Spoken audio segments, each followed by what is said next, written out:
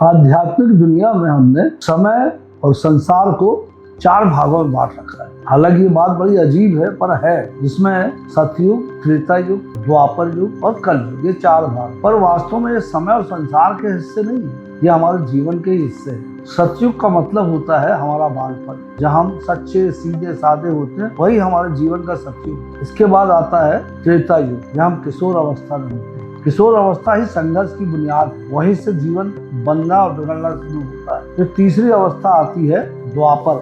द्वापर अवस्था जो है वो हमारा वयस्क है, जब हम जवान हो जाते हैं। द्वापर गतिविधियां भी देखेंगे तो एक वयस्क आदमी जो करता वही सब होती है। और आखिरी माता कलयुग, हमारा बुढ़ापा, जब हम कमजोर, बीमार, थके हारे, परेशान हो जाते हैं, वही कलयुग। ये 4 के 4 है। ये संसार वास्तव में देखा जाए तो आदान और प्रदान पर ही निर्भर है। हम किसी को कुछ देते हैं, किसी से कुछ लेते हैं।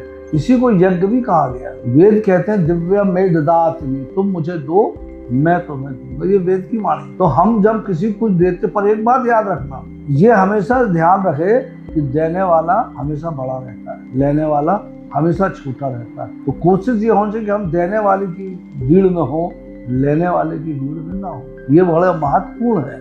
दोगे तो बड़े हो जाओगे, लोगे तो छोटे हो जाओगे। यही तरीका है दिव्यम में ददाति का। अब मैं आपको एक चीज बताता हूँ, मनुष्य में 3 प्रकार के भेद होते हैं। जो व्यक्ति दे कम और ले ज्यादा, वो राक्षस, उसकी श्रेणी ही राक्षस की है। जो व्यक्ति ले ज्यादा दे कम, वो राक्षस की श्रेणी में है। जो व्यक्ति दे ज्यादा ले कम, वो देवता की श्रेणी में है। जो व्यक्ति लेना और देना दोनों बराबर रखे, वो मनुष्य की श्रेणी में है। और जो कुछ बिना कुछ लिए ही संसार को दे दे, वो परमात्मा की श्रेणी। यही एक तरीका है। एक बार एक आदमी मरने के बाद जब स्वर्ग पहुंचा तो स्वर्ग के दूतों ने उसको, तुमको स्वर्ग घूमना है? बोले हाँ, पर पहले नर्क घुमा दो। वो नर्क ले जाते हैं तो वहां पर उनको खाने की टेबल पर देखते हैं कि आमने सामने कुर्सियां रखी हैं और बहुत से लोग खाने के बर्तन रख के बैठे हैं। एक कमाल वहां ये था कि जो लोग खा रहे थे उनके हाथ में बड़ी लंबी लंबी चम्मचें बंधी हुई, और वो चम्मच से वो अपने हाथ को मोड़ नहीं पा रहे थे। तो जो भी चम्मच में खाना उठाते थे,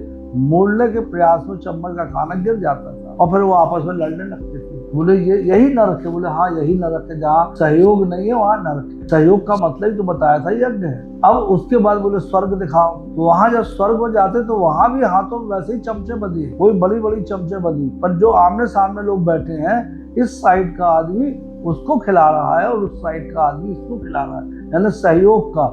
वहाँ बहुत आनंद से सब खाना भी खा रहे और आनंद से हर चीज होती चली जा रही। यही सहयोग और असहयोग की कथा है। जो सहयोग है वहीं पर यज्ञ है। कहा गया है ना कि यज्ञ से बरसात होती है। तो लोग बात सोचते हैं कि यज्ञ का मतलब पूजा करेंगे तो बारिश के मौसम ना भी रहेगा, बरसात हो जाएगी। नहीं, बारिश एक दूसरे के सहयोग से होती है। जैसे सूरज की गर्मी जब समंदर के पानी में पड़ती है तो समंदर का पानी भाप बन के जाता है, और जब भाप बन के ऊपर जाता है ठंडा होता है और फिर बारिश होकर नीचे गिरता है। ये आदान प्रदान का ही सिस्टम, इसीलिए उसको हम लोग यज्ञ बोलते हैं।